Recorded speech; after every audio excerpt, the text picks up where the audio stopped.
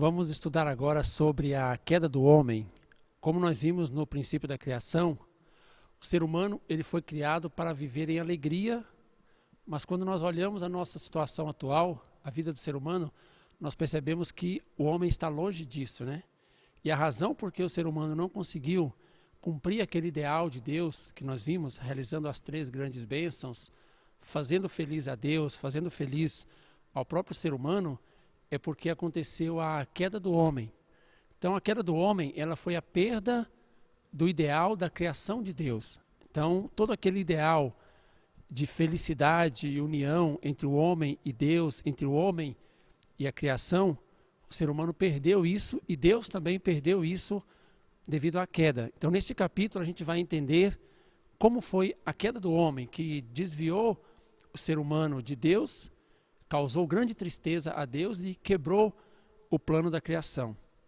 Então, nós vamos começar analisando a situação do ser humano atual. Cada pessoa, todos nós, todo ser humano decaído, ele tem dentro de si a direção da mente original que o está direcionando para realizar o bem. Tem uma força da mente original. E toda força, ela é gerada através da ação de dar e receber, como nós já estudamos no princípio da criação. Então, essa força da mente original que leva o ser humano para o bem, ela surge quando o ser humano está na posição de objeto para com Deus, na posição de sujeito. Então, essa ação de dar e receber leva o ser humano para o lado do bem, para fazer coisas boas, para fazer coisas certas, para a felicidade original, para a direção da mente original. Por outro lado, nós também temos uma força má que nos está direcionando para fazer o mal, para fazer as coisas erradas. Então, esta força má, ela também surge através de uma ação de dar e receber. Então, o ser humano, ele está na posição de objeto para com um certo sujeito que o direciona para fazer o mal. Então, de acordo com o cristianismo, quando nós analisamos a Bíblia, o sujeito dessa força má, que está direcionando o homem para o lado errado, para o lado mal, é chamado de Satanás. Então, na queda do homem, nós temos que descobrir vários pontos sobre Satanás.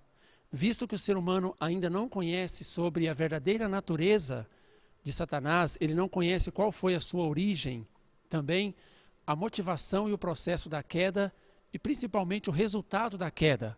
Como o ser humano decaído não conhece sobre esses pontos, então se torna difícil vencer as influências de Satanás na sua vida, ou seja, o ser humano não conhece o seu inimigo.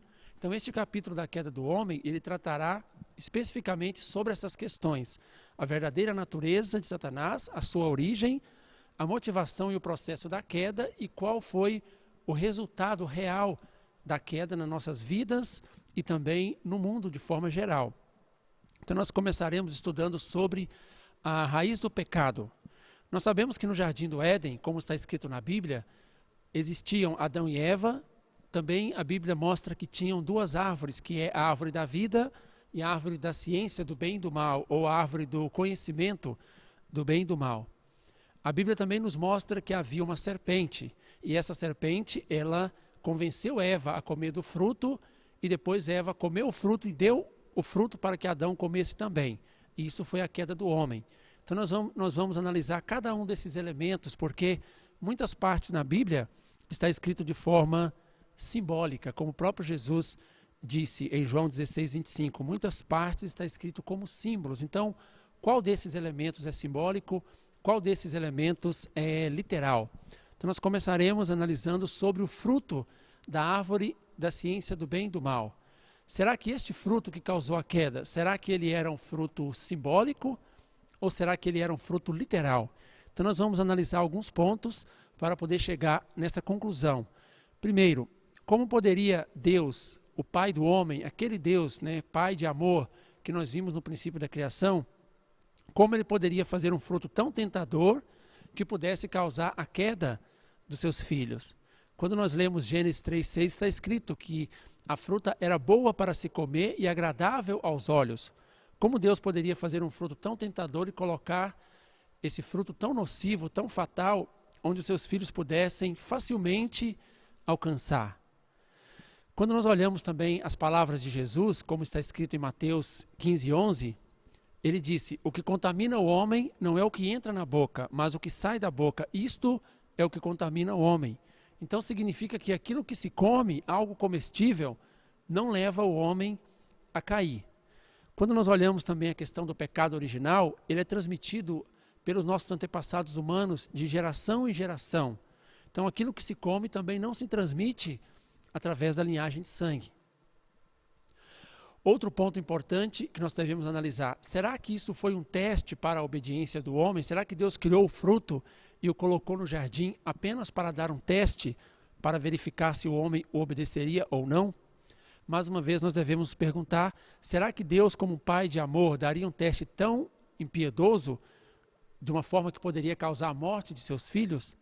Se nós analisarmos aquele Deus do princípio da criação, que tinha uma expectativa para criar os seus filhos, o coração de pai, coração de mãe para com seus filhos, Deus não daria um teste de forma tão impiedosa apenas para satisfazer a sua curiosidade, para resolver a sua curiosidade, se o ser humano o obedeceria ou não. Então não tem como ser um simples teste, uma curiosidade de Deus para ver se o homem o obedeceria naquele ponto. Também nós vimos que Adão e Eva sabiam que eles morreriam, porque Deus os havia dito que no dia que eles comessem do fruto da ciência do bem e do mal, certamente morreriam. Então, mesmo eles não estando passando fome, mesmo assim eles comeram do fruto. Então isso nos leva a entender todas essas evidências que o fruto deve ser algo tão extraordinariamente estimulante e tão ardentemente desejado que nem o medo da morte os impediu de comer. Então isso nos leva à conclusão de que o fruto era um fruto simbólico. Então, o primeiro ponto, o primeiro elemento, nós descobrimos que o fruto não era um fruto literal, mas sim era um fruto simbólico. Então, o que significa este fruto que causou a queda do homem? Assim como o fruto era simbólico, a Bíblia fala que o fruto estava na árvore da ciência do bem e do mal.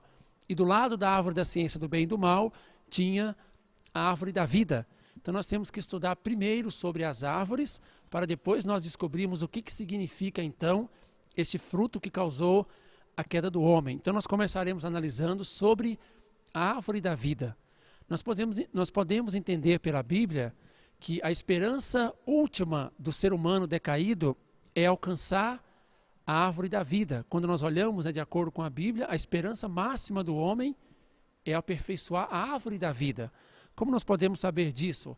Por exemplo, quando nós olhamos a passagem de Provérbios 13:12, está escrito que a esperança demorada enfraquece o coração, mas o desejo alcançado ou o desejo chegado é a árvore da vida. Então nós podemos perceber que as pessoas da época do Antigo Testamento tinham a sua última esperança na árvore da vida. Quando nós olhamos também Apocalipse 22:14, está escrito que bem-aventurados são aqueles que lavam as suas vestiduras no sangue do Cordeiro, para que tenham direito à árvore da vida. Então nós percebemos também que a esperança última das pessoas do Novo Testamento, dos homens após Jesus até os dias de hoje, também está na árvore da vida. Então nós percebemos que a árvore da vida é algo que depois da queda do homem passou a ser a última esperança do ser humano decaído. Então nós devemos nos perguntar qual que era a esperança de Adão antes da queda. Quando nós olhamos também a passagem de Gênesis 3:26, nós percebemos que a esperança de Adão também era chegar até essa árvore da vida, ou alcançar a árvore da vida, porque está escrito em Gênesis 3:24 que Deus colocou querubins com espada de fogo para impedir que Adão chegasse até a árvore da vida, isso depois da queda. Então, a esperança de Adão também era alcançar a árvore da vida. Então, o que é essa árvore da vida? Qual que era a esperança de Adão imaturo que estava crescendo para poder chegar à perfeição? Adão queria tornar-se o homem que aperfeiçoou o ideal da criação de Deus em si, sem cair. Ou seja, ele queria alcançar as 3 grandes bênçãos que Deus havia pedido para eles. Começando pela primeira bênção de Deus, que é a sua perfeição individual. Então, a árvore da vida é o símbolo do homem que realizou o ideal da criação de Deus. Em outras palavras, é o símbolo de Adão aperfeiçoado. Então, Deus ele planejava que, se Adão chegasse à perfeição, iria realizar o reino dos céus na terra, se tornando árvore da vida. Mas com a queda, não foi possível. Adão não se tornou a árvore da vida e os seres humanos também não se tornaram árvores da vida. E por causa do pecado original, nenhum de nós, nenhum ser humano decaído consegue ser uma árvore da vida. E o ser humano ele é incapaz de restaurar a si mesmo. Então nós precisamos de uma pessoa aperfeiçoada, um homem aperfeiçoado, que vem na posição de árvore da vida, e essa pessoa ela deve enxertar todo o ser humano, toda a humanidade e limpar o seu pecado original. O homem que veio como esta árvore da vida foi Jesus. Então, quando a Bíblia diz em Provérbios 13:12 que a esperança demorada enfraquece o coração, mas o desejo chegado é a árvore da vida, esta árvore da vida está se referindo a Jesus, que veio como Messias, como Salvador, a fim de enxertar os seres humanos a Ele e assim poder limpar o seu pecado original. Então, Jesus veio nessa posição de árvore da vida. O que Jesus realizou foi apenas no nível espiritual, apenas a salvação, esse enxerto na árvore da vida foi no nível espiritual. Então, o homem não conseguiu livrar-se completamente do pecado original e desde Adão até os dias de hoje, ele continua transmitindo isso para os seus filhos.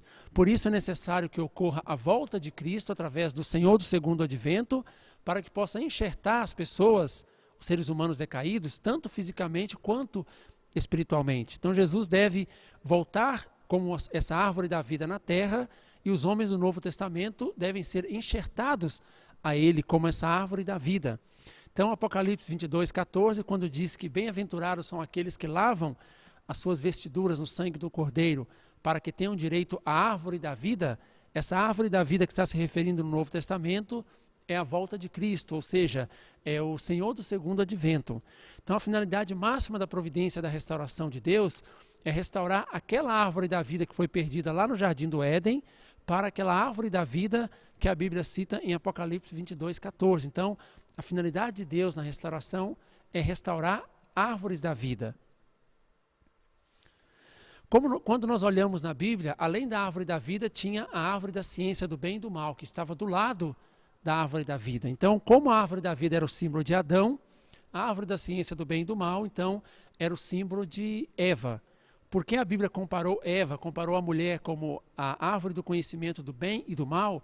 Isso nós vamos entender mais claramente quando nós definirmos mais para frente qual é o verdadeiro significado do fruto da árvore da ciência do bem e do mal.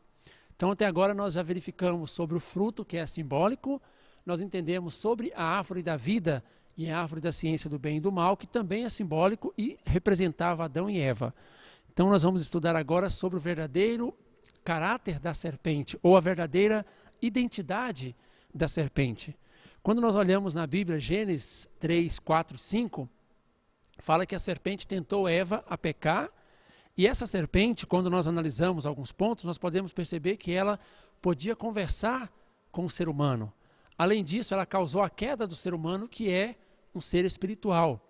Também a serpente, ela conhecia a intenção de Deus, ela conhecia o mandamento de Deus de impedir o homem de comer do fruto.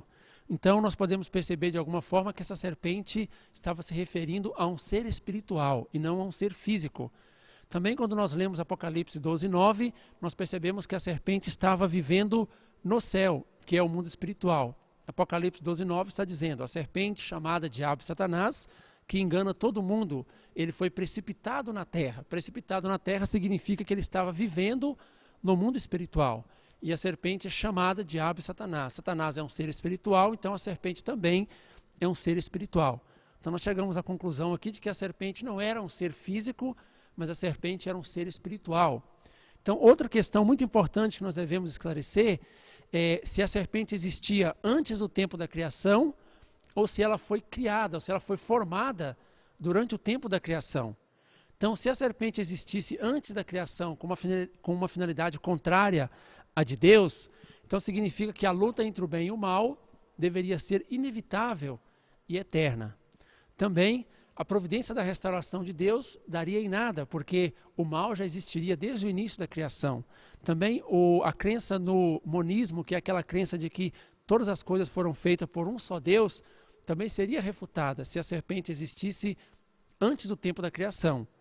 Se a serpente foi formada na criação de Deus, se ela foi criada como um ser mau, Deus não cria seres do mal. Então, a única possibilidade era um ser originalmente criado para a finalidade do bem, que depois caiu e foi rebaixado para se tornar Satanás. Então, a serpente não existia antes da criação de Deus, a serpente não foi formada na criação de Deus como um ser mau, mas era um ser que originalmente foi criado, né, para o bem e depois caiu e se tornou Satanás. É um ser que desviou do seu propósito original da criação. Então, qual ser é dotado de tais características, que foi criado por Deus, é um ser espiritual, podia conversar com o homem, podia conhecer a vontade de Deus, estava vivendo no céu, ou seja, no mundo espiritual, e consegue dominar a alma humana, transcendendo tempo e espaço até os dias de hoje. No momento da criação não existia nenhum outro ser a não ser um anjo. Então, serpente foi o termo simbólico que a Bíblia utilizou para referir-se a um anjo. Então, mais um elemento da queda do homem. A serpente não era um ser literal, uma cobra literalmente, mas a serpente era um anjo.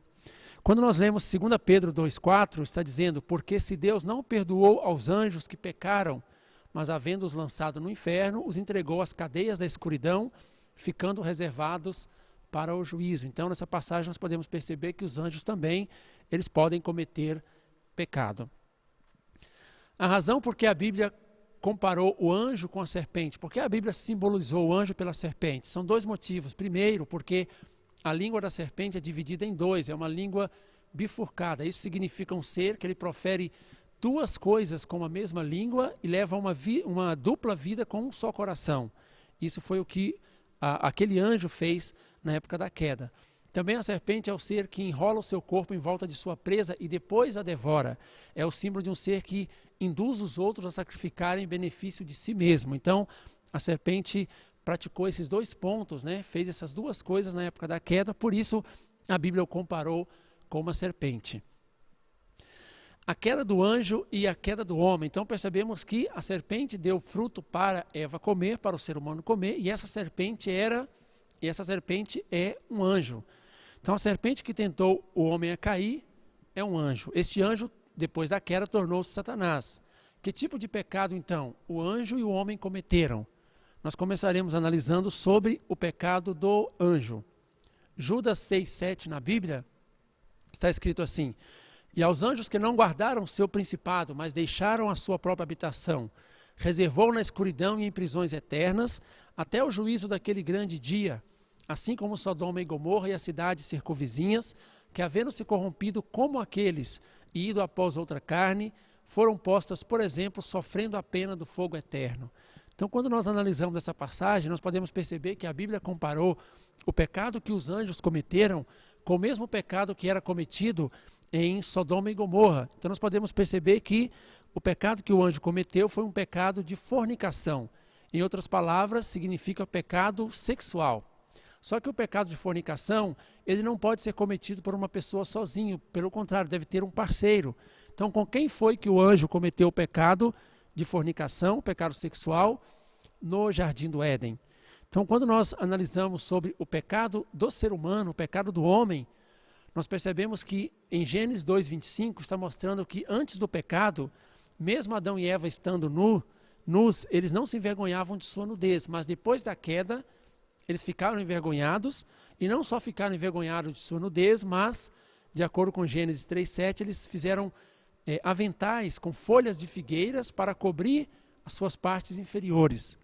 Então, se o homem tivesse comido um fruto literal, uma maçã, por exemplo, era naturalmente que eles deveriam esconder as suas mãos e as suas bocas, mas quando nós olhamos na Bíblia, eles ficaram com vergonha das suas partes sexuais, eles procuraram esconder as suas partes sexuais. Então isso indica claramente que eles cometeram pecado através dos seus órgãos sexuais. Então o homem também caiu por causa da fornicação. Quando nós olhamos Jó 31:33 na Bíblia, mostra claramente que Adão procurou esconder a área da transgressão. Então, a única coisa que Adão tentou esconder na Bíblia, como mostra no Gênesis, é a sua parte sexual. Em Jó 31:33 mostra que Adão procurou esconder a parte com a qual ele cometeu uma transgressão, a parte com a qual ele cometeu um erro. Então, nós percebemos que o problema do homem também no Jardim do Éden, o pecado do ser humano também foi pecado sexual, foi pecado de fornicação.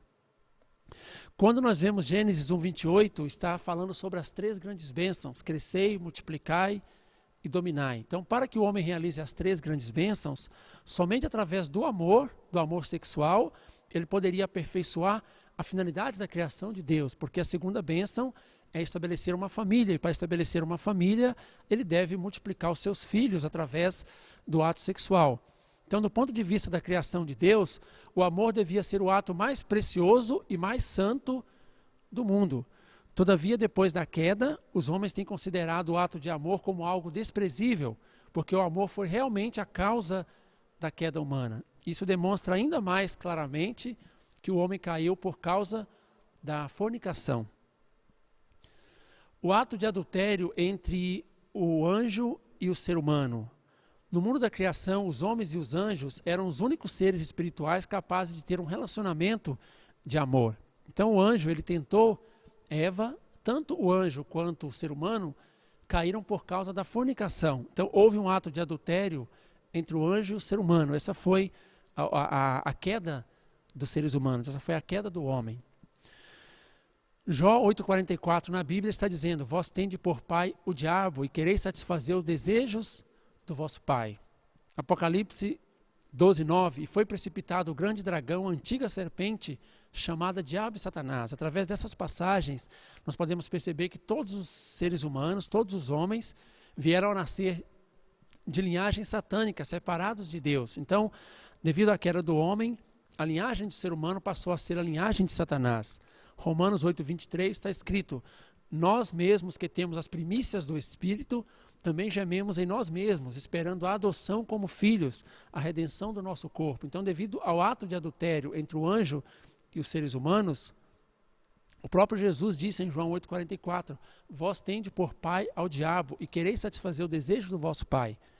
Romanos também diz que nós estamos esperando ser adotados por Deus. Então, a linhagem, um dos principais problemas que a queda trouxe para a humanidade, para a vida do ser humano, é que a linhagem do ser humano passou a ser a linhagem de Satanás e não de Deus. Então, na época da queda, o anjo tentou Eva, e quando eles caíram, o anjo manchou Eva e a separou de Deus. Quando Eva tentou Adão, também manchou Adão e separou Adão de Deus. Então, o anjo passou a dominar o amor do ser humano. Então, todo ser humano nasceram através de Adão e Eva com essa influência de Satanás. Então, a vida de todo ser humano passou a pertencer a Satanás por causa da linhagem do pecado original. Então, o anjo, ele manchou o amor, a vida e a linhagem da humanidade. Então, falso amor, falsa vida e falsa linhagem infestaram a terra, e aquele ideal da criação de Deus foi invadido por Satanás. Satanás se tornou o inimigo de Deus, o inimigo do amor e o inimigo do ser humano, devido à queda. O fruto da árvore da ciência do bem e do mal. Então, o que significa o fruto? Nós vimos que é um fruto simbólico, mas estava simbolizando o quê? Quando nós olhamos na Bíblia, de acordo com o que nós vimos até agora, Eva foi comparada com uma árvore, a mulher foi comparada com a árvore. Então, o fruto é o símbolo do amor da mulher, ou o símbolo do amor de Eva. Uma árvore se multiplica através da semente que está no fruto. Então, a mulher se multiplica através do seu amor. Então, Eva estava numa posição que ela podia ou produzir um bom fruto ou produzir um mau fruto através do seu amor. Esse é o motivo porque a Bíblia a chamou de árvore da ciência do bem e do mal, porque através de Eva, naquele momento, poderia entrar ou o bem ou o mal para toda a humanidade. Nesse caso, como nós sabemos, devido à queda, entrou o mal. Então, quando diz que Eva comeu do fruto, significa que ela teve uma relação sexual com o anjo, que depois se tornou Satanás. Gênesis 3,14 mostra que Deus amaldiçoou ao arcanjo decaído, dizendo que ele iria andar sobre o seu ventre e comer o pó todos os dias da sua vida. Então, depois que esse anjo, que a Bíblia comparou com uma serpente, causou a queda, Deus o amaldiçoou, dizendo que ele iria andar sobre o seu ventre. O que significa isso? Significa que ele se tornou um ser infeliz, incapaz de funcionar adequadamente de acordo com o seu modelo original da criação. Significa que ele desviou do plano original da criação de Deus. E quando diz que ele vai comer o pó todos os dias de sua vida, significa que ele teve que viver recebendo maus elementos do mundo pecaminoso, despojado do direito de ter elementos de vida de Deus, porque ele foi lançado do céu, como está dizendo em Isaías 14:12 e também Apocalipse 12:9. Então nós entendemos, por esse motivo, Deus disse, né, que a serpente iria andar sobre o seu ventre e comer do pó todos os dias de sua vida.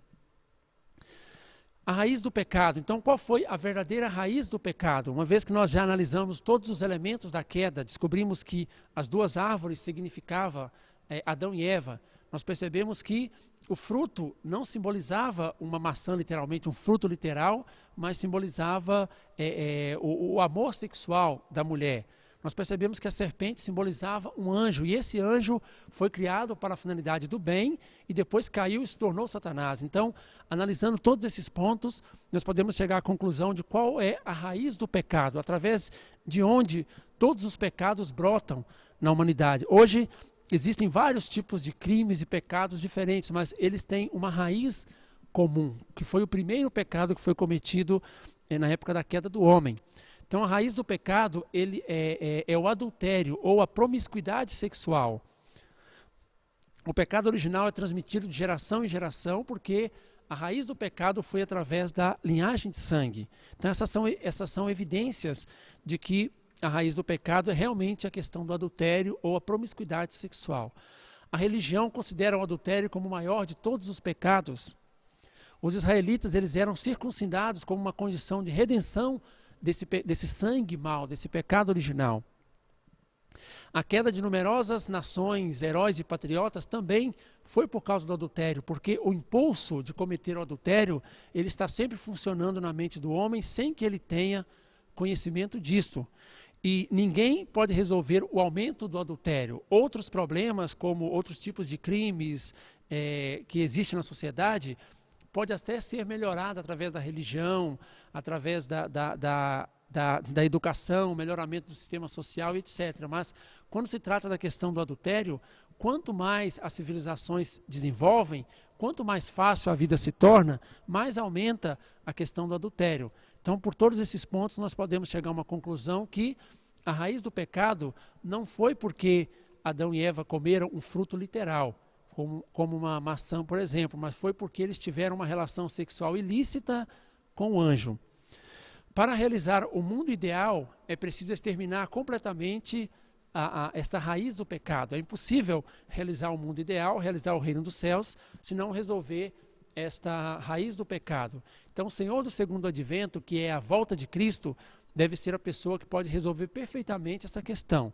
Então, a conclusão dessa sessão 1 é que a raiz do pecado é a questão do adultério. Em outras palavras, a promiscuidade sexual.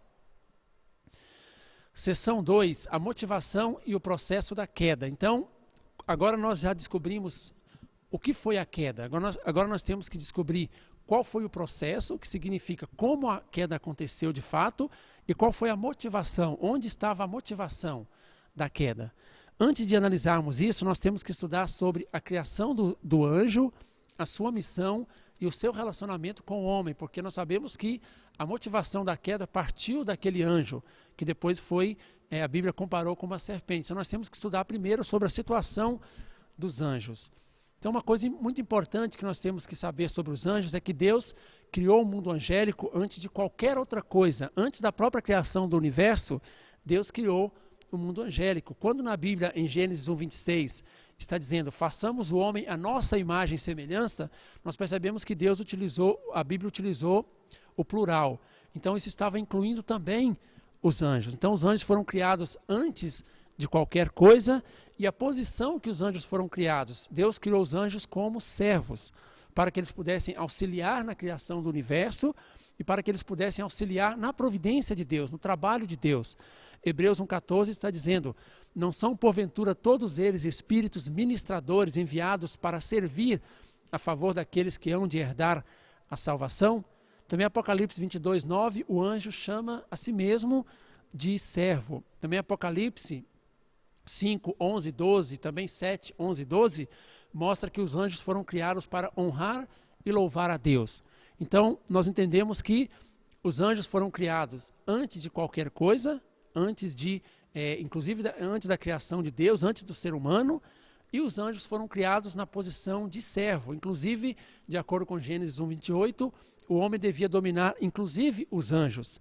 1 Coríntios 6:3 está dizendo, o homem tem autoridade para julgar os anjos. Então, os anjos foram criados para servir ao ser humano.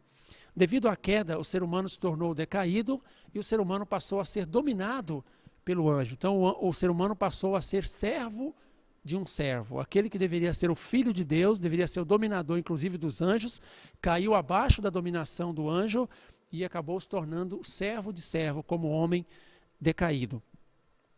Então, a queda espiritual e a queda física. Primeiramente, nós temos que entender que ocorreu dois tipos de queda no Jardim do Éden. A primeira foi a queda espiritual, que foi quando o anjo relacionou sexualmente com Eva, esta foi a queda espiritual. Depois, quando Eva relacionou com Adão, esta foi a queda física. Então, será que é possível um contato entre um ser espiritual, o anjo, e um ser físico, o homem, o ser humano? Quando nós olhamos algumas passagens na Bíblia, como Gênesis 19:5, nós percebemos que sim, quando dois anjos visitaram a casa de Ló, quando ele vivia em Sodoma, está escrito, e chamaram a Ló e disseram-lhe, onde estão os varões que a ti vieram esta noite? Traze-nos afora a nós para que o conheçamos. Os homens da cidade sentiram excitação por aqueles anjos que foram visitar Ló. Também, Gênesis 32:25 e 26, Deus enviou o anjo para lutar com Jacó. E vendo que não prevalecia contra ele, tocou a juntura de sua coxa e deslocou a juntura da coxa de Jacó lutando com ele. Então o anjo lutou com Jacó até deslocar a sua coxa. Também, Gênesis 18:8, quando os anjos visitaram Abraão para anunciar que ele haveria de ter um filho, está dizendo, e tomou manteiga, leite e a vitela que tinha preparado, e pôs tudo diante deles, e eles estavam em pé junto a eles, debaixo da árvore, e comeram. Então eles tomaram uma refeição junto com Abraão. Então, de acordo com essas passagens, nós podemos perceber que sim, é possível contato entre seres espirituais e seres físicos. Então nós começaremos analisando o processo e a motivação da queda espiritual, que é a queda onde o anjo relacionou sexualmente com Eva.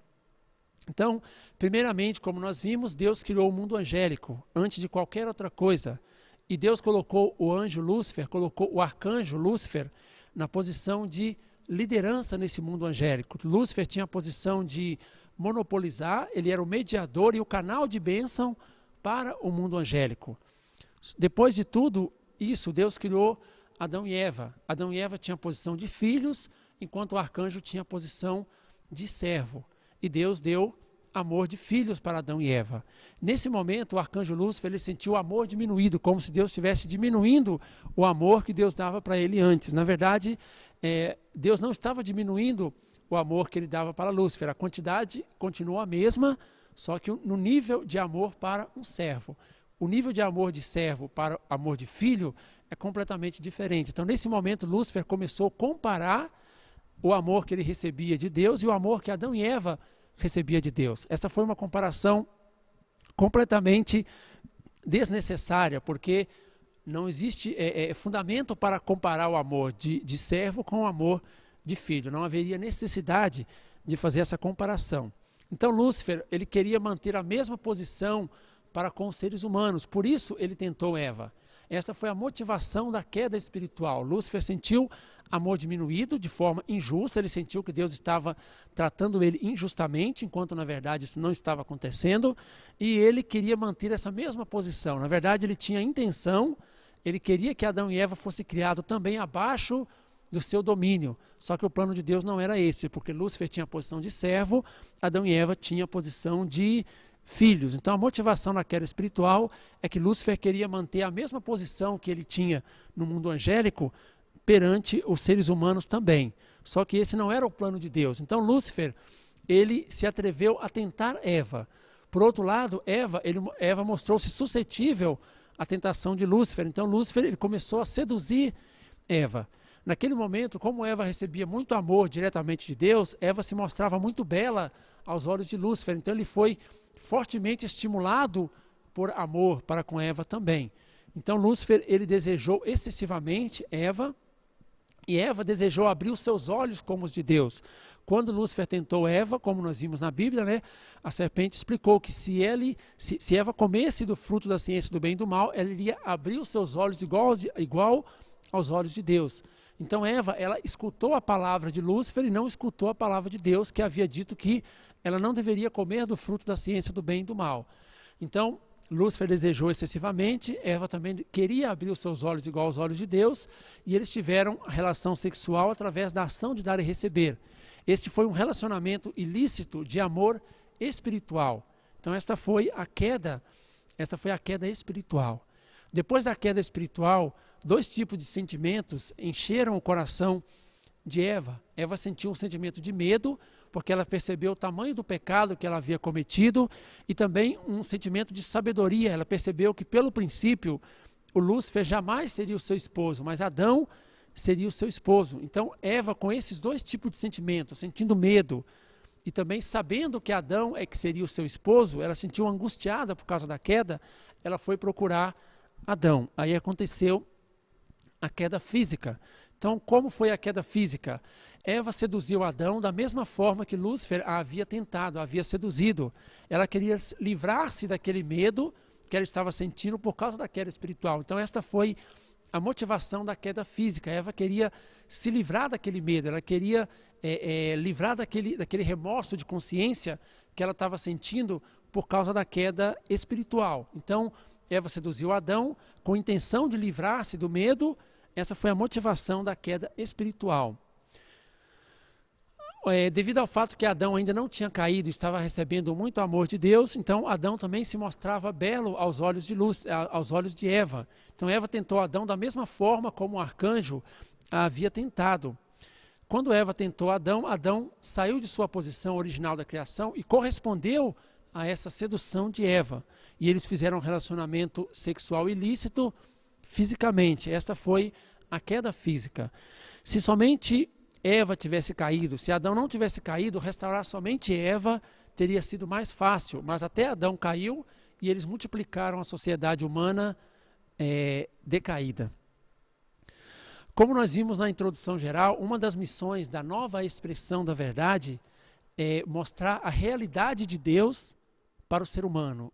Uma vez que a nova verdade mostrar o coração de Deus de alegria por causa da criação, o coração de tristeza por causa da queda e aquele coração desesperado na restauração, o ser humano irá aumentar o seu relacionamento com Deus e a sua crença em Deus não será apenas numa forma de conceito, mas será numa forma de vivência real na sua vida. Então, além de entender a história, entender o que aconteceu, é muito importante nós entendermos que tipo de coração, que tipo de sentimento Deus estava sentindo naquele momento. Porque como nós vimos no princípio da criação, Deus não é um Deus indiferente. Pelo contrário, Ele tem emoções, Ele sente tristeza, sente alegria, sente amor, igual às emoções que o ser humano tem. Então o ser humano não pode ficar indiferente com relação a estes sentimentos de Deus. Então é muito importante nós sabermos que tipo de sentimento Deus estava tendo no momento da queda. Então, qual era esse coração de tristeza de Deus?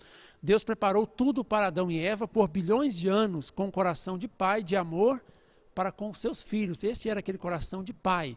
Deus não estava fazendo a criação de uma forma indiferente. Então Deus, depois da queda, ele sentiu uma tristeza de pais que perderam seus filhos. Não era tristeza de dono que perdeu a sua posse ou de um líder que perdeu o seu liderado, mas era a tristeza de pais que perderam seus filhos. O anjo foi um anjo de insurreição, um anjo de revolta contra o plano de Deus.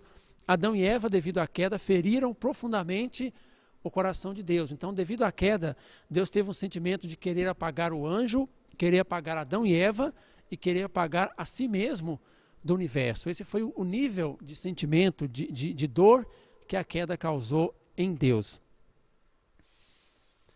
Seção 3, a força do amor, a força do princípio e o mandamento de Deus. Então agora nós já entendemos muitos pontos sobre a queda do homem, entendemos, repetindo mais uma vez, o que era o fruto, que é a questão o amor sexual, que as duas árvores, na verdade, estavam se referindo a Adão e Eva.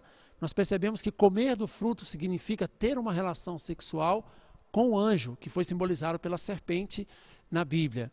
Então nós vamos entender agora a relação entre a força do amor, a força do princípio e o mandamento de Deus.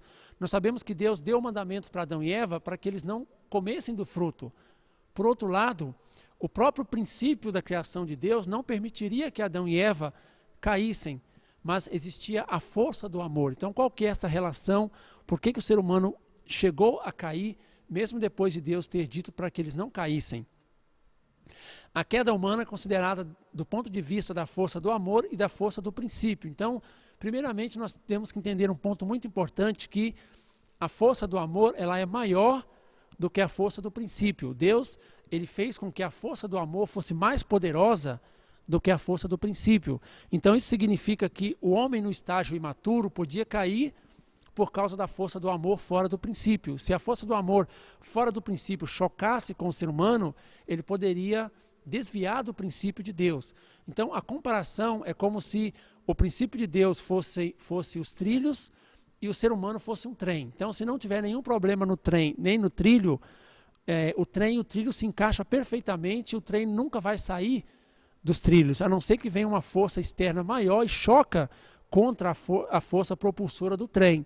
Então, nesse caso, o que essa força maior que tirou o ser humano dos trilhos do princípio de Deus foi a força do amor fora do princípio, que é uma força externa maior que chocou com o ser humano, desviando da direção do princípio de Deus, da sua direção, do seu crescimento natural. Então, o homem no estágio imaturo podia cair por causa da força do amor fora do princípio.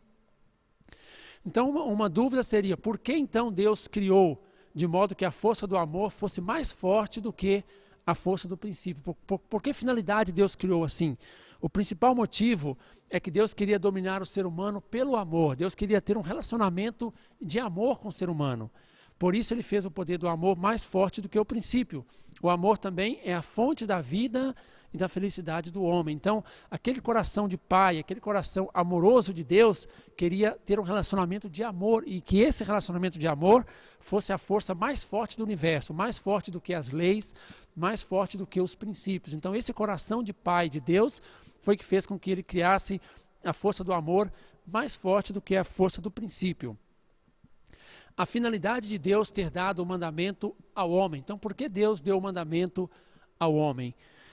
Foi por dois motivos. Primeiro, para impedir o homem de cair. Como nós vimos agora, o ser humano estava imaturo, ele não poderia ser dominado por Deus diretamente ainda, e a força do amor é mais forte que o princípio. Então, se a força do amor fora do princípio, a força do amor ilícito surgisse, poderia desviar o ser humano do seu caminho da perfeição. Então Deus previu a possibilidade da queda. Então, por esse motivo Deus deu o mandamento de não come. Se Adão e Eva tivessem feito a ação de dar e receber somente com Deus, somente com essa palavra de Deus, por mais que o arcanjo tivesse tentado causar a queda, se eles tivessem ignorado o arcanjo e apenas fizessem a ação de dar e receber com este mandamento de Deus, isso poderia ter evitado a queda. Então o primeiro motivo foi para evitar a queda de Adão e Eva, que Deus deu o mandamento. O outro motivo é para que o ser humano pudesse cumprir a responsabilidade por si mesmo. Se o ser humano cumprisse responsabilidade por si mesmo, de uma forma que Deus não interferisse, então o ser humano iria ser destacado perante a criação. O ser humano iria ser diferente de todos os outros seres, porque ele teria cumprido a sua porção de responsabilidade humana, diferentemente de todos os outros seres da criação. Então o ser humano poderia herdar a natureza criativa de Deus, o direito de criador igual a Deus, e o ser humano poderia, com isso, ser o dominador de todas as coisas. Então, por que Deus ele deu o mandamento somente para o homem e não deu o mandamento para o arcanjo? Então, ele procurou exaltar a dignidade e o qualificativo do homem para que ele pudesse dominar até mesmo o arcanjo da posição de filho de Deus. Então, somente o ser humano ganhou esse mandamento de Deus, para que ele pudesse ter o direito de dominar. Deus queria exaltar a dignidade, qualificar o ser humano como filho de Deus e, com isso, dar o direito de dominar, inclusive dominar sobre os anjos, inclusive dominar sobre o arcanjo. O período em que o mandamento era necessário, então, será que o mandamento de não comer do fruto teria sido necessário para sempre? Quando nós olhamos mais uma vez sobre o princípio da criação, as três grandes bênçãos, Gênesis 1:28, nós sabemos que para completar a segunda bênção de Deus, o ser humano precisava relacionar sexualmente. Em outras palavras, ele precisava comer daquele fruto que Deus colocou no Jardim do Éden. Então, aquele mandamento de não comer do fruto era necessário apenas no período de sua imaturidade. Não seria necessário para sempre, mas apenas enquanto Adão e Eva estavam crescendo para chegar à perfeição. Após a sua perfeição, eles poderiam comer do fruto, não só poderiam, mas eles deveriam comer do fruto da árvore da ciência do bem e do mal, ou seja, eles deveriam poder relacionar sexualmente sem causar nenhum problema para o princípio de Deus e para o próprio ser humano. Seção 4, o resultado da queda humana. Nós vamos entender agora o que a queda humana causou nas nossas vidas, o que a queda humana causou na humanidade de forma geral. Primeiramente, vamos analisar como que Satanás trata com o homem decaído, como que ele está, qual que é a relação, né, de Satanás depois da queda, que se tornou o dominador do ser humano, com a sociedade, a humanidade decaída. Então, os dois principais problemas que a queda trouxe para o ser humano, para a humanidade, é a questão da linhagem de sangue e a questão da soberania. Então, quando Adão e Eva relacionaram sexualmente e multiplicaram todo o ser humano centralizado em Satanás, a questão da linhagem de sangue passou para a humanidade, como nós podemos ver em diversas passagens da Bíblia, como João 8,44, que Jesus disse: vós tende por pai ao diabo. Então, o elemento básico para pai e filho é a questão da linhagem. Então, se Jesus disse: vós tende por pai ao diabo, quereis satisfazer o desejo do vosso pai, isto mostra que a linhagem da humanidade passou a ser de Satanás, depois da queda. Mateus 3,7, e vendo ele que muitos dos fariseus, saduceus, que vinham ao seu batismo, dizia-lhe: raças de víboras. Víboras é aquela serpente que causou a queda do homem. Também Mateus 12,34, Jesus disse: raças de víboras, como podereis vós dizer coisas boas, sendo maus? Pois do que há em abundância no coração, disso fala a boca. Então, em várias oportunidades, a Bíblia mencionou essa relação de paternidade que Satanás tem a linhagem, o domínio da linhagem de sangue da humanidade. Também a questão da soberania. Satanás se tornou soberano do mundo, da humanidade, depois da queda. Em João 12,31 está dizendo: agora é o juízo deste mundo, agora será expulso o príncipe deste mundo. Então a Bíblia refere-se a Satanás como príncipe do mundo. Também 1 Coríntios 4,4, nos quais o Deus deste mundo cegou o entendimento dos incrédulos. A Bíblia compara Satanás como Deus deste mundo, quer dizer que ele tem a soberania. Romanos 8,19, porque a ardente expectativa da criatura espera a manifestação dos filhos de Deus, quer dizer, espera que os filhos de Deus voltem para a sua posição original. Então, tanto a linhagem de sangue quanto a soberania passou a ser de Satanás devido à queda. Então, a missão principal do Messias, quando Jesus veio na Terra, por exemplo, a missão principal era resolver a questão da linhagem de sangue, devolvendo a linhagem para Deus e tirar a soberania, tirar Satanás da posição de dominador do mundo. As atividades de Satanás na sociedade humana. Então, Satanás ele está constantemente acusando os homens diante de Deus para colocá-los no inferno, assim como ele fez com Jó. Está escrito em Jó 1, 9 ao 11. Então, como que Satanás está agindo, influenciando os seres humanos? Satanás não pode simplesmente pegar o ser humano à força e colocar no inferno. Do mesmo modo, também Deus não pode pegar o ser humano à força e levar para o reino dos céus. Então, é preciso que o ser humano dê alguma condição. Então, como que Satanás faz para poder perpetuar o seu poder, perpetuar a sua força, perpetuar a sua influência sobre as pessoas? Então, nós sabemos que todas as forças existem através da ação de dar e receber. Então, essa força de influência má, de influência negativa de Satanás também vem através da ação de dar e receber.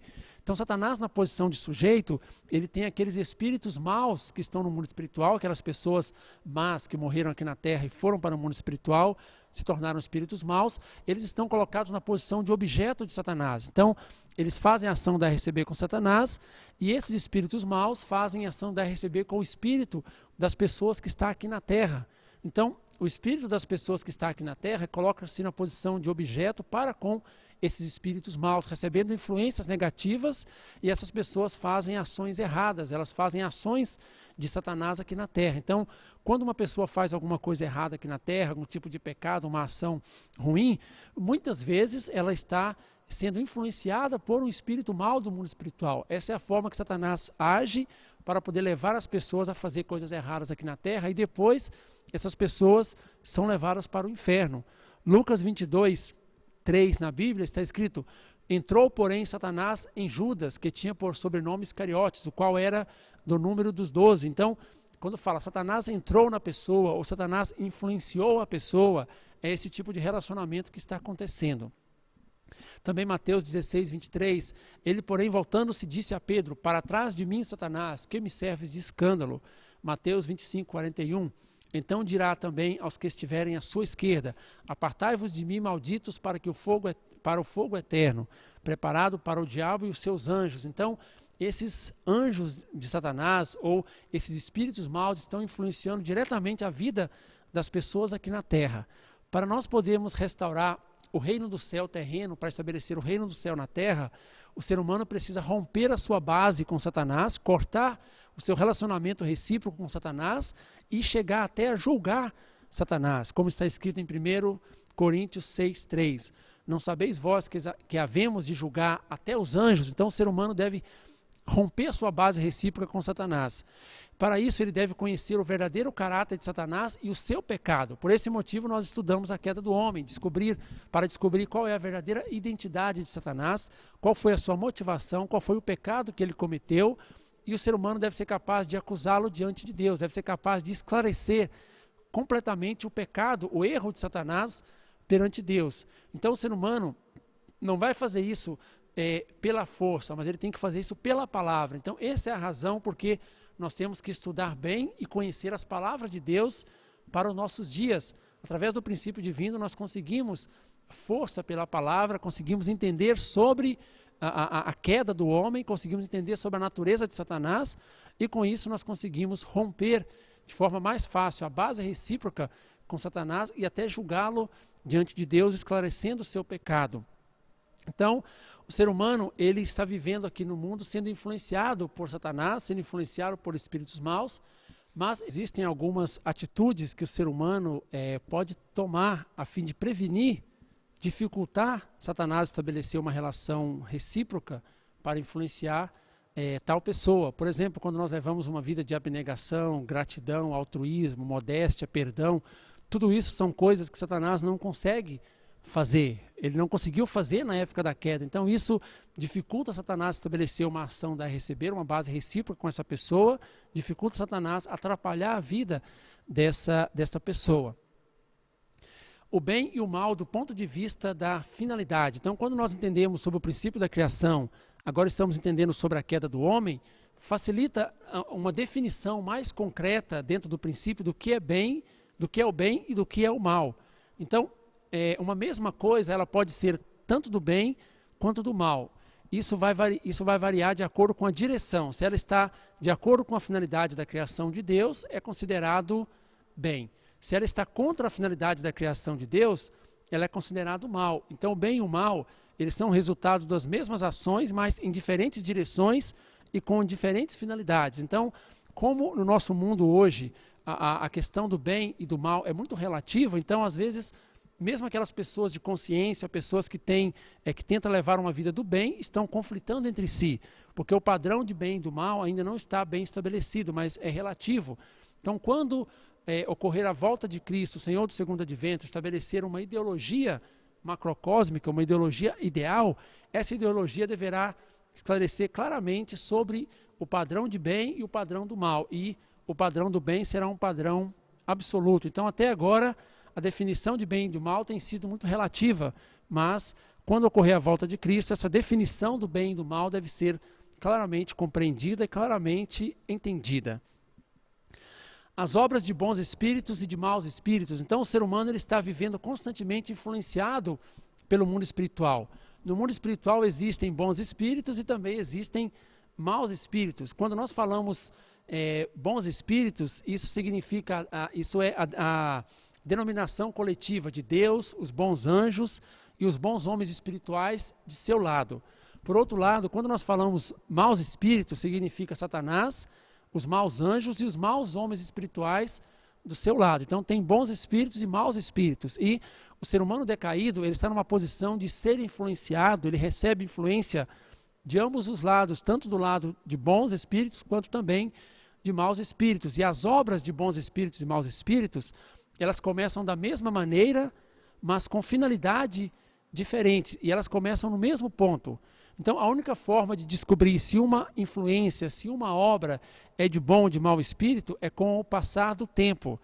Se com o passar do tempo, essa obra ou esta ação gerar paz, justiça e até melhorar a saúde física da pessoa, significa que é uma influência de bom espírito, que é uma obra de bom espírito. Por outro lado, se com o passar do tempo, esta obra ou esta ação gerar insegurança, medo, egoísmo, arrogância, até piorar a saúde física, significa que foi uma obra, que foi uma influência de mau espírito. Então, é muito difícil para aquelas pessoas que não conhecem o princípio discernir entre as obras de bons espíritos e de maus espíritos. E as pessoas acabam condenando obras de bons espíritos como se fossem de espíritos maus. Então é mais um motivo porque na situação atual o ser humano precisa do princípio da criação. O ser humano precisa do princípio para poder discernir claramente sobre as influências que ele está recebendo do mundo espiritual. O pecado. Devido à queda do homem, o pecado entrou no mundo. Além do pecado original, existem outros tipos de pecado. Então, o que seria o pecado? Qual que é a definição, de acordo com o princípio, do que é o pecado? O pecado é um ato de violar a lei celeste, violar o princípio de Deus, estabelecendo uma condição pela qual se pode formar uma base recíproca com Satanás e entrar numa ação de dar e receber com ele. Então, todo aquele ato, toda aquela ação que nós fazemos que viola o princípio de Deus, o princípio da criação de Deus, isso atrai Satanás para estabelecer uma ação de dar e receber com aquela pessoa e Satanás começa a dominar aquela pessoa por causa disso. Então, isso é uma definição do pecado. Depois da queda, então, surgiram 4 tipos de pecado. O primeiro é o pecado original, que é aquele pecado que os nossos primeiros antepassados humanos cometeram lá no Jardim do Éden, que nós acabamos de ver agora, que foi a questão de fornicação, o pecado sexual. Esse pecado original transmitiu a linhagem de sangue para a humanidade, que é a linhagem de sangue de Satanás, que precisa ser eliminada. Quando João Batista disse, eis o Cordeiro de Deus que tira o pecado do mundo, quando ele batizou Jesus, que tira o pecado do mundo significa que Jesus veio para eliminar principalmente esse pecado original da humanidade. O outro tipo de pecado é o pecado hereditário. Esse pecado hereditário simboliza como se fosse o tronco da árvore. O pecado original simboliza a raiz que está escondida no chão. Até hoje o ser humano não sabia ainda qual era a raiz do pecado, o pecado original. O pecado hereditário significa o tronco da árvore. É aquele pecado que nós herdamos dos nossos antepassados. Na Bíblia está explicando que o pecado de uma geração será visitado nas gerações seguintes. Então, esse é o pecado que nós herdamos de nossos antepassados. Quando eles cometem pecado e não conseguem resolver todos os seus pecados durante o seu tempo de vida, essa dívida continua e passa para os seus descendentes. Então, no nosso caso, se nós cometermos muitos pecados e não conseguimos resolver esses pecados no nosso tempo de vida, esses pecados passarão para os nossos descendentes também, nossos filhos, nossos netos e assim por diante. Esse é chamado pecado hereditário, ou pecado herdado dos antepassados. Também tem o pecado coletivo, que simboliza os galhos de uma árvore. É aquele pecado que, mesmo a pessoa não tendo cometido por si mesmo, a pessoa fez parte de um grupo que cometeu aquele pecado. Por exemplo, as pessoas que crucificaram Jesus foram alguns poucos soldados romanos, mas todo o povo judeu entrou nesse pecado coletivo, toda a humanidade de forma geral, como se tivesse entregado Jesus para a crucificação. Então, o pecado coletivo é aquele pecado que a pessoa, por fazer parte daquele grupo, ela herda aquele pecado também.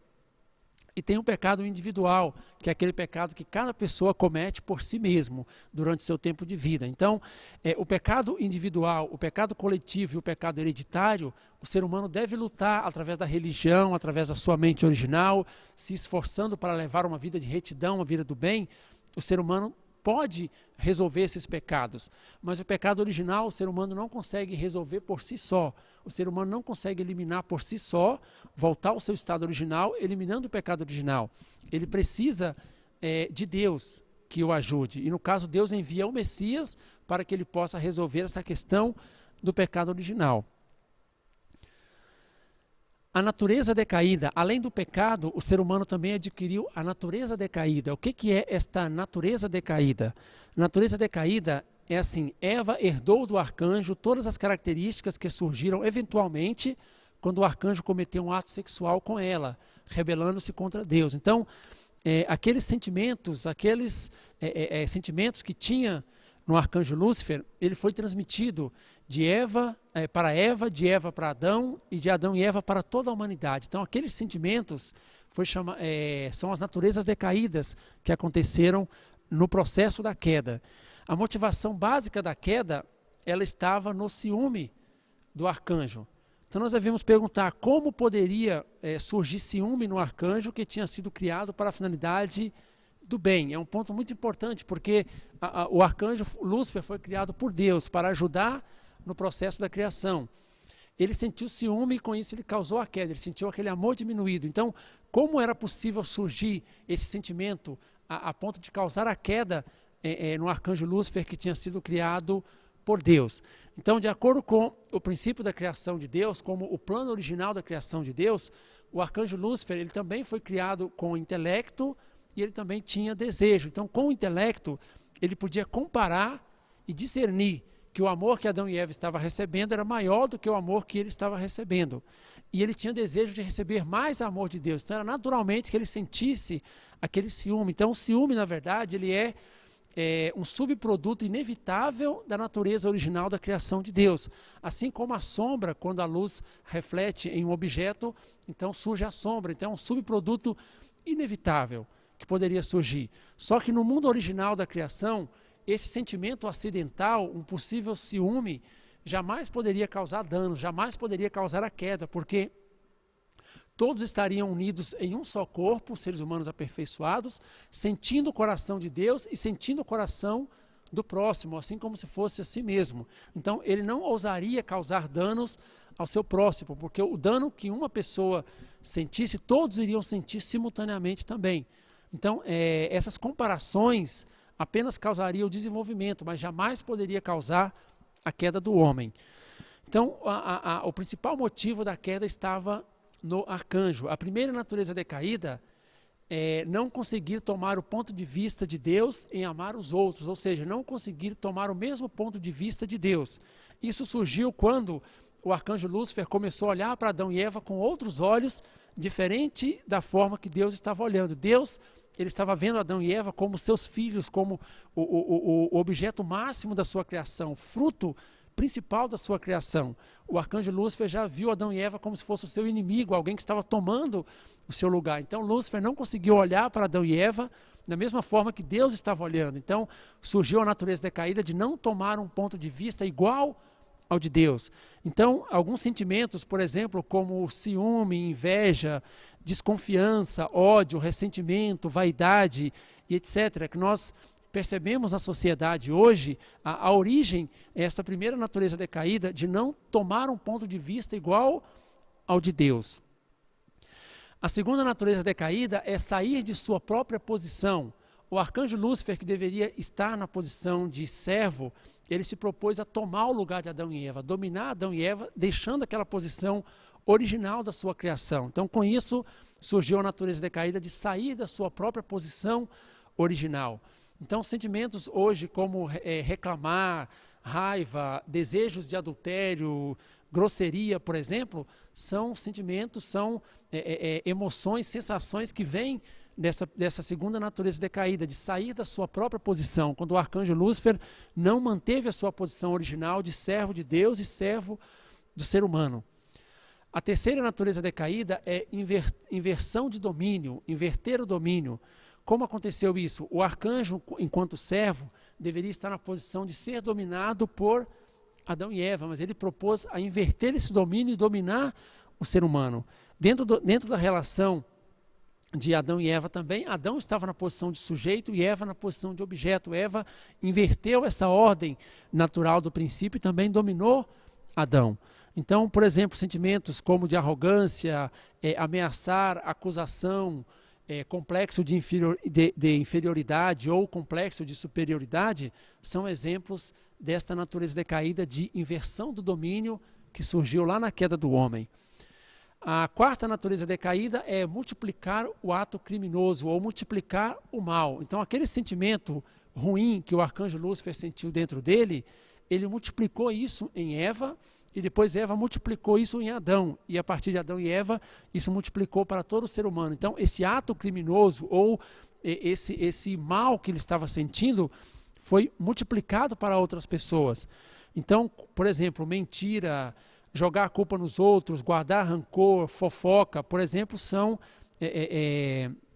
originadas nessa quarta natureza decaída de multiplicar o ato criminoso.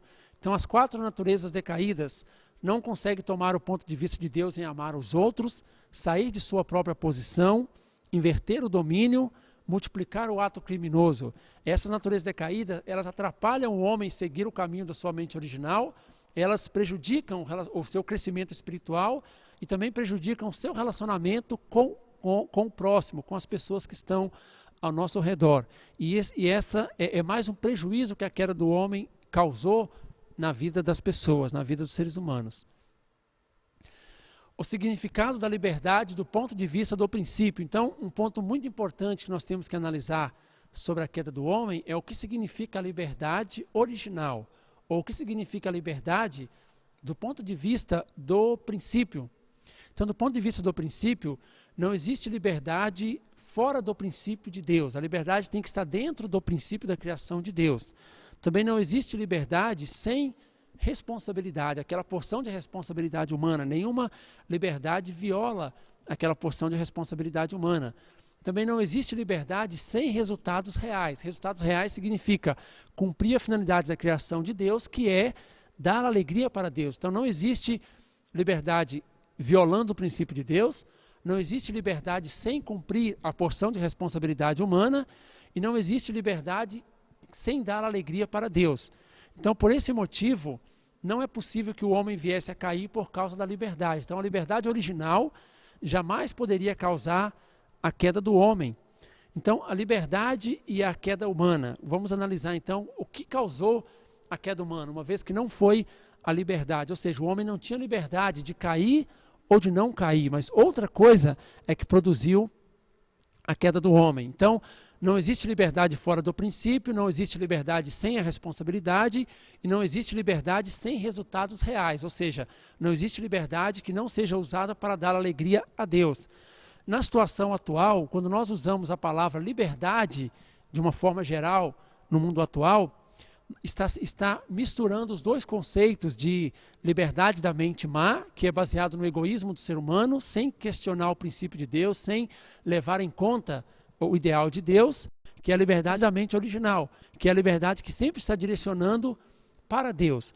Então, de acordo com o princípio, nós distinguimos claramente o que é a liberdade da mente má e o que é a liberdade da mente original. Nós não usamos de uma forma misturada. Então, quando é a liberdade da mente má, na verdade não é chamada liberdade, é a expressão do egoísmo do ser humano, quando ele quer fazer as coisas do seu jeito, do jeito que ele quer, sem considerar as consequências para Deus, para o próximo e para si mesmo. Essa chama liberdade da mente má. A liberdade da mente original que é a verdadeira liberdade. Ela não funciona para o mal, ela nunca direciona o homem para o mal, e ela é exercida de acordo com o princípio da criação de Deus. Então, essa liberdade, nós damos o nome de liberdade da mente original. Então, quando nós falamos liberdade, é muito importante distinguir entre os dois tipos de liberdade, a liberdade da mente original e a liberdade da mente má. A verdadeira liberdade é a liberdade da mente original. A mente má não é chamada de liberdade, mas apenas o ser humano exercendo o seu egoísmo sem levar em conta algum tipo de consequência que pode acontecer. Então, essa liberdade da mente original jamais poderia causar a queda do homem, porque a queda do homem, ela desviou o homem do princípio, a queda do homem foi o fracasso da porção de responsabilidade humana, e a queda do homem, ela machucou Deus, ou seja, ela fez o contrário de resultados reais, que é dar alegria para Deus. Então, a liberdade da mente original jamais causaria a queda. Pelo contrário, ela foi aprisionada pela força do amor fora do princípio. Quando a força do amor fora do princípio agiu sobre o ser humano, na verdade, ela bloqueou o caminho, bloqueou o exercício da liberdade da mente original humana. Então, antes da queda, a liberdade da mente original agiu no ser humano para impedi-lo de cair, dando o sentimento de insegurança, de medo, para que ele não pudesse cair. Depois da queda, a liberdade da mente má, a liberdade da mente original, continua agindo no ser humano a fim de fazê-lo voltar para Deus. Então, mesmo nos dias de hoje, a liberdade da mente original não está satisfeita, ela continua agindo para conectar o ser humano com Deus. Então, definitivamente, a queda do homem não aconteceu por causa da liberdade ou por causa do livre-arbítrio, mas aconteceu por causa da força do amor fora do princípio, que bloqueou o exercício da verdadeira liberdade da mente original. Nessa sessão 6, que é a última sessão da queda do homem, a gente vai entender uma questão muito importante, inclusive para o mundo teológico. É o motivo pelo qual Deus não interferiu na queda dos primeiros antepassados humanos. Então Deus, ele sendo onipotente, sendo onisciente, ele poderia prever a queda do homem, ele poderia saber que Adão e Eva estavam assim caminhando para cair. E ele tem amor e ele tem poder para impedir a queda. Então a pergunta é, por que Deus não interferiu para impedir a queda dos primeiros antepassados humanos, para impedir a queda dos seus próprios filhos? Então, para responder isso, existem três pontos, três motivos por que Deus não interferiu. A primeira razão é por causa da qualidade absoluta e da perfeição do princípio da criação. O que quer dizer isso? De acordo com o princípio da criação de Deus, se o homem cumprisse a sua porção de responsabilidade humana, o ser humano iria adquirir a posição de criador e dominador igual Deus. Então Deus, ele só interfere com o homem após a sua perfeição. Se por acaso ele interferisse com o ser humano antes dele passar por esse domínio indireto de Deus, antes dele passar pelo estágio de formação, crescimento e aperfeiçoamento, Deus estaria violando o seu próprio princípio, e tanto Deus quanto o seu princípio estaria deixando de ser perfeito. Então, estaria perdendo aquela característica absoluta do princípio de Deus e perdendo a característica absoluta e perfeita do próprio Deus. Então, por esse motivo, Deus não podia interferir de jeito nenhum na queda dos seres humanos, por mais que isso tenha doído no seu coração. Então, por causa da qualidade absoluta e da perfeição do princípio da criação, Deus não podia interferir no ato da queda, ele não poderia violar os seus próprios princípios. Algumas pessoas podem até dizer, mas Deus, ele é todo poderoso, ele pode fazer o que ele quiser.